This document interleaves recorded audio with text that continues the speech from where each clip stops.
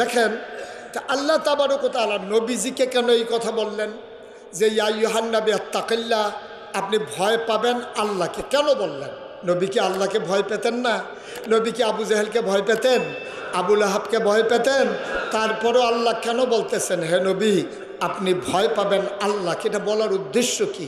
বলার উদ্দেশ্য হচ্ছে আপনি যেই পথে দায়িত্ব পালন শুরু করেছেন এই পথ কুসুমাস্তীর্ণ নয়, এই পথ ফুল বিছানো নয়, এ পথ কণ্টকাকীর্ণ, এ পথ কাঁটা বেছানো।